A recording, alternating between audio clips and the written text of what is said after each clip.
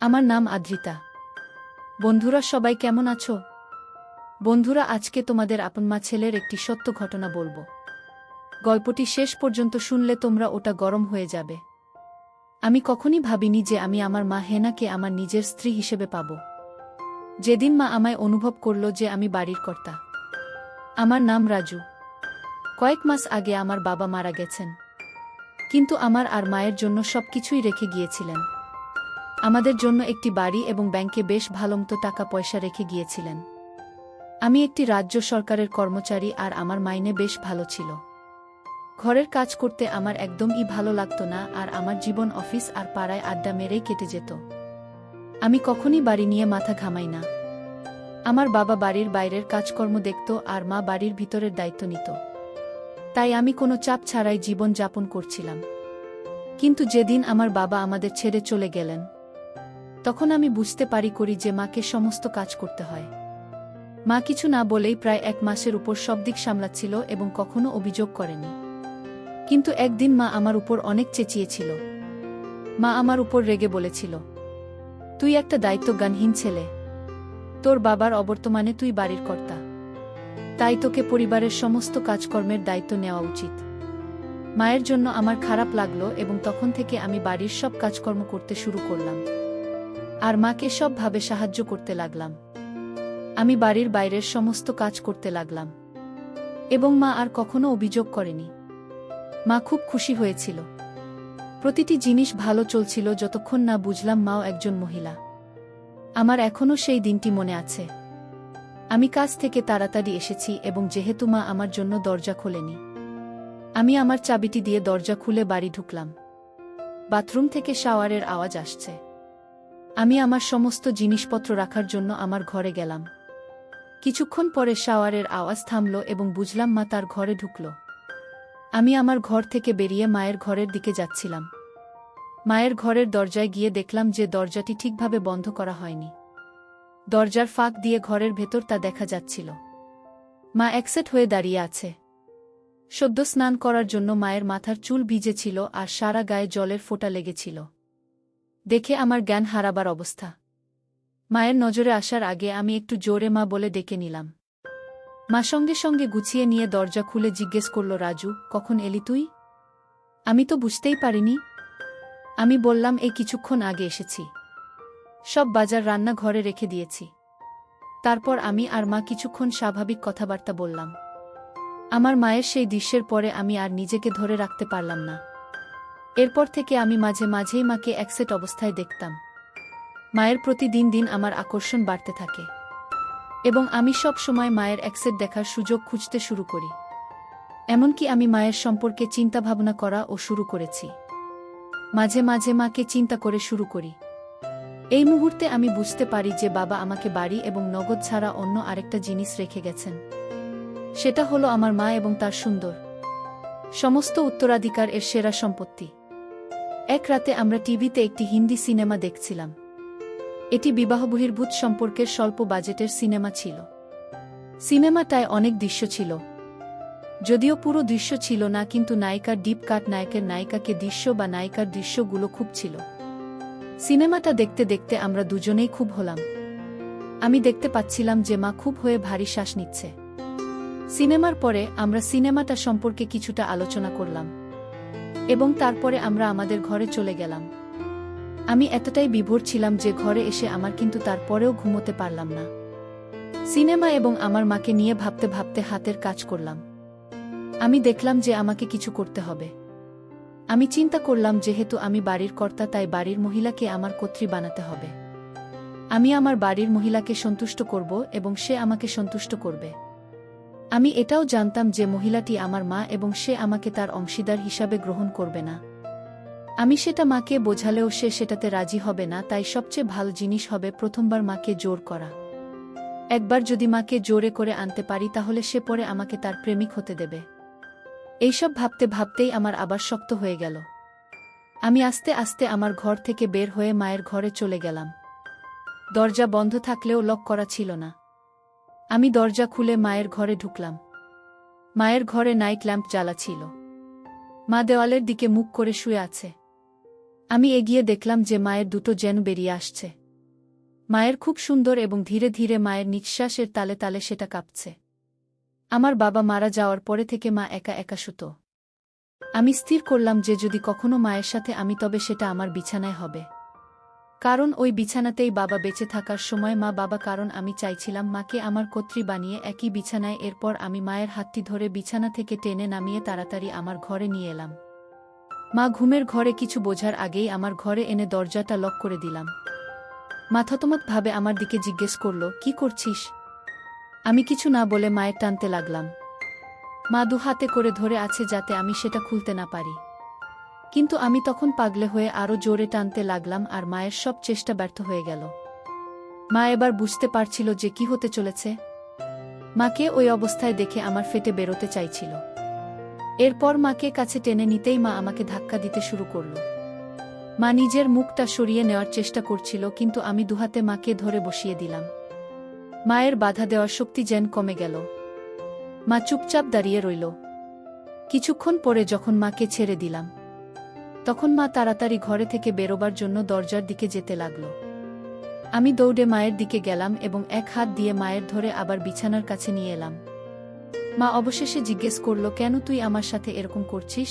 আমি বললাম, কারণ তুমি আমায় বলেছিলে যে আমি বাড়ির কর্তা, তাই আমি তোমায় আমার কর্ত্রী বানাতে চাই। মা বলল, কিন্তু আমি তোর মা, মায়ের সাথে এসব হয় না।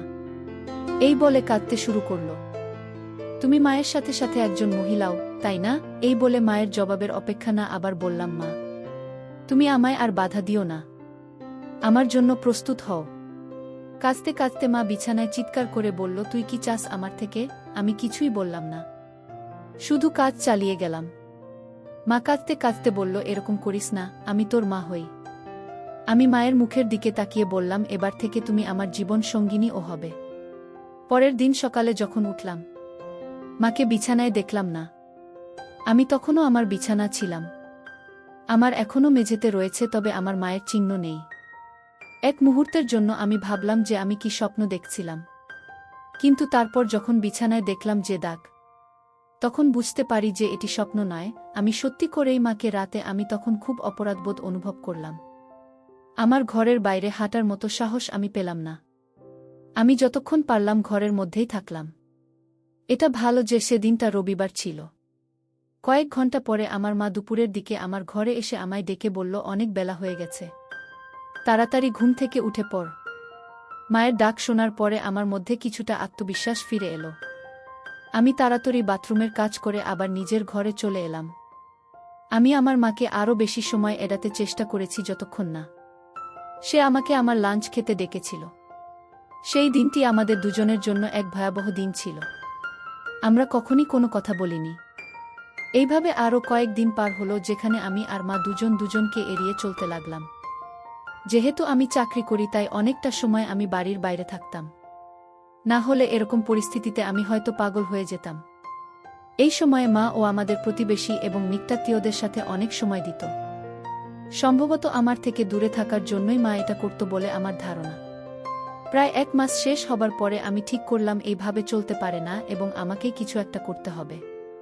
বৃহস্পতিবার আমাদের রাতের খাবারের পরে আমি মাকে বললাম, মা আমি খুব দুঃখিত এবং আমি কখনোই তোমাকে আঘাত করার জন্য এটা করিনি। আমি সত্যি তোমায় খুব ভালোবাসি। মা আমার দিকে তাকিয়ে তারপর কান্নায় ফেটে পড়ল। আমার খুব খারাপ লাগছিল। স্বাভাবিক অবস্থায় ফিরে আসতে আরও 2 দিন লেগেছিল। আমাদের ছেলের সংস্কারের স্বাভাবিকতা কখনই ফিরে আসেনি। মা সর্বদা আমার কাছ থেকে দূরে থাকার চেষ্টা করেছিল এবং যখন পরিবর্তন করত অথবা ঘুমাতে যেত সবসময় নিজের ঘরের দরজা লক করত। প্রায় 3 মাস আমরা আমাদের জীবনকে এভাবেই কাটালাম। কিছুদিন পরে জিনিসগুলি স্বাভাবিক হওয়ার পরে আরও 2 সপ্তাহ পরে আমার মা তার বন্ধুদের সাথে একটি সিনেমাতে যায়। আমি জানতাম যে মা একটি মুভিতে যাচ্ছেন, কারণ মা আমার কাছ থেকে কিছু টাকা নিয়েছিল। আমিও নিজের কাজের জন্য শহরের বাইরে একটা ট্রিপে গেলাম। 2 দিন পরে যখন আমি আমার ট্রিপ থেকে ফিরে এলাম, যখন দেখলাম যে বাড়ির পরিবেশটা অনেকটাই আলাদা হয়ে গেছে। আমার মা খুব সুন্দর একটি শাড়ি পরেছে এবং তার চুলে ফুল লাগিয়েছে। সাধারণত বিধবা মহিলারা তাদের চুলে ফুল কখনো লাগায় না। মায়ের মনও খুব ভালো মেজাজে আছে বলে মনে হচ্ছে। আমি খুশি হয়েছি কিন্তু মাকে এইভাবে দেখে হতবাক হয়েছি। আমি ঘরে এসে মায়ের জন্য আনা মিষ্টি মায়ের হাতে দিলাম আর মা হাসি মুখে সেটা নিল। মা আমার ট্রিপের ব্যাপারে অনেক কিছু জিজ্ঞাসা করল। আমি বুঝলাম যে মা আমায় ভালোভাবে গ্রহণ করেছে। আস্তে আস্তে আমিও অনেক স্বাভাবিকভাবে মায়ের সাথে কথা বলতে লাগলাম। আর মাকে খুব ভালোভাবে দেখতে লাগলাম। আমি খুশি হলাম যে মা স্বাভাবিক অবস্থায় ফিরে এসেছে। রাতের খাবারের পরে মা আমায় স্নান করে আসতে বলল। আমি অবাক হয়ে মাকে জিজ্ঞাসা করলাম, আমি এত রাতে স্নান করে কি করব? মা গম্ভীরভাবে বলল, আমি যখন বলছি তখন তুই স্নান করে আয়। আমি অনিচ্ছা সত্ত্বেও স্নান করতে গেলাম, কারণ আমি মাকে আর রাগাতে চাইছিলাম না। আমি স্নান করে ঘরে আসতে মা আমায় বলল, নতুন গেঞ্জি পরে ঘরে শুয়ে থাকতে বলল। আমি মাকে বললাম, মা আমার এখন ঘুম আসছে না। মা আমায় বলল, আমি যা বলছি সেটা তুই কর, অত প্রশ্ন করতে হবে না। আমি মাকে রাগাতে চাইলাম না, তাই নতুন গেঞ্জি পরে ঘরে এসে বিছানায় শুয়ে থাকলাম। চোখ বোধ করে চিন্তা করতে লাগলাম মায়ের এরকম পরিবর্তনের কারণটা কি। কিছুক্ষণ পরে দরজার আওয়াজ পেয়ে দেখলাম মা হাতে একটা মিল্কের গ্লাস নিয়ে আমার ঘরে ঢুকল। মা একটা সুন্দর হলুদ শাড়ি পরেছিল। শাড়িটা অনেকটা নিচে করে পরেছিল, তাই মায়ের সুন্দর দেখতে পেলাম। আমি মাকে এভাবে দেখে হতবাক হয়ে গেলাম। মা যেন ঠিক এক নববধূর মতো আমার ঘরে ঢুকল, কারণ সাধারণত নববধূ রায় হাতে মিল্কের গ্লাস দিয়ে এইভাবে ঘরে প্রবেশ করে। এক মুহূর্তের জন্য আমি ভাবলাম যে এটা হতে পারে না। আমি আমার চোখকে বিশ্বাস করতে পারছি না। আমি যাকে চেষ্টা করেছিলাম সে আবার আমার কাছে আসার চেষ্টা করছে কেন? মা ঘরে ঢোকার সাথে সাথে ঘরের দরজাটি বন্ধ করে আমার কাছে এসে গ্লাসটা হাতে দিল। আমি গ্লাসটা নিয়ে খেয়ে নিলাম। গ্লাসটা টেবিলে রেখে মা আমার কাছে এসে দাঁড়িয়ে মুচকি হেসে বলল, তুমি যদি চাও তাহলে তোমার মা তোমার কর্ত্রী হতে প্রস্তুত। মায়ের কথা শুনে আমি হতবাক হয়ে গেলাম, আর সঙ্গে সঙ্গে আমারটা আরও শক্ত হয়ে গেল। আমি বিশ্বাস করতে পারছি না যে আমার নিজের মা আমাকে তাকে আমন্ত্রণ জানাচ্ছে। আমার এসব চিন্তা করতে কয়েক মিনিট সময় লেগেছে, কারণ আমি দেখতে পেলাম যে আমার মা এখনও আমার উত্তরের জন্য অপেক্ষা করছে। এই মুহূর্তে আমি কি করব বুঝতে পারছি না। আমার মাকে দেখতে ঠিক একজন সদ্য বিবাহিত কনের মতো লাগছে। মা নিজেকে আমার কর্ত্রী হিসাবে গ্রহণ করার জন্য প্রস্তাব দিচ্ছে, এবং আমার শক্ত হচ্ছে। হ্যাঁ হ্যাঁ বলার বাইরে আমি আর কিছুই ভাবতে পারলাম না। এরপর থেকে আমাদের সম্পর্ক স্বামী স্ত্রীর মতো হয়ে গেল। মা আমার ঘরে প্রতি রাতে শুতে আসত। কারো কৌতূহল হতে পারে তাই মায়ের ঘরের বিছানাটাও সাজানো থাকত। দিনের বেলায় যখন কেউ আমাদের চারপাশে থাকে তখন আমরা কেবল মা এবং ছেলে, কিন্তু রাত হলেই আমার স্বামী ও স্ত্রী হয়ে যেতাম। মা স্বামীর কাছ থেকে ফিরে আসার অপেক্ষায় স্ত্রীর মতো পোশাক পরে আমার জন্য অপেক্ষা করত। আমি যখন কাজ থেকে বাড়ি ফিরে আসি তখন আমার মা সুন্দরভাবে সেজেগুজে থাকত। মা আমার কাছে স্ত্রী এবং আমি তার স্বামী ছিলাম। কয়েক মাস পরে 43 বছর বয়সে আমার মা হেনা আবার হল। এবার মায়ের আমার বাচ্চা, তার নিজের ছেলের বাচ্চা। আমি খুশি আমাদের বাচ্চা আর 6 মাসের মধ্যে পৃথিবীতে ভূমিষ্ঠ হবে। এইভাবেই মা আর ছেলের প্রেমের সম্পর্ক আর সংসার চলতে লাগল। এখন মা আর আমি দুজনেই খুব খুশি। সবাই দোয়া করবেন।